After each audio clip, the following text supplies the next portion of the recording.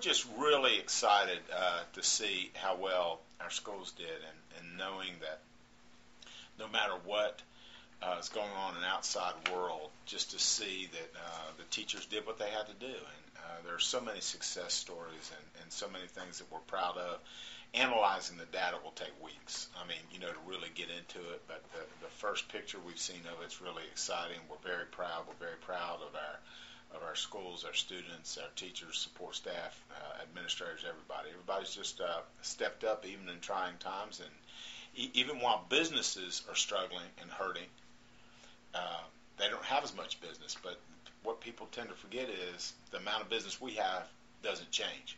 We still have to produce the same product day in and day out, regardless of what's happening in the economy. And so I'm proud of what we've accomplished so far. The school grades are based on many different factors. It includes FCAT in writing, science, math, and reading. And it's a compilation of all those together, and then it's divided even into smaller segments, learning gains, the percentage of students that have achieved at certain levels. And so there's a lot of pieces that go into making it, sort of like making a cake. If you leave a little bit of something out, you can tell the difference, and our cake's tasting pretty good right now, and we're very proud of it. And sometimes the cake looks good but doesn't taste good. But this one does both. I mean, there's so many really good success stories. But if you look at Oakland Terrace, for example, that got a C grade but had over 90% AYP. I mean, it's just astonishing knowing how much they've improved and what they've gone through. And you look at Millville and you look at Cedar Grove and see that they've come up to an A. And I mean, I know how hard those folks worked. I know how hard those teachers worked. And Millville going through the school closing and what all those teachers were worried about and everything, and still getting an A. I mean, that just says a lot about that faculty and staff.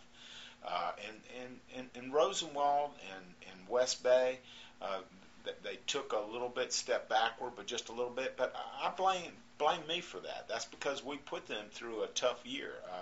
Not only was the economy hurting those folks at home, but then on top of that, we had to have meetings about closing their schools and doing all that. So, I mean, that impacted the teachers and the kids at those schools. So we know that was part of it, and we'll take the blame for that. But we know great things are on the horizon. We can really see some neat things coming up that are going to help us to continue to improve in the years to come.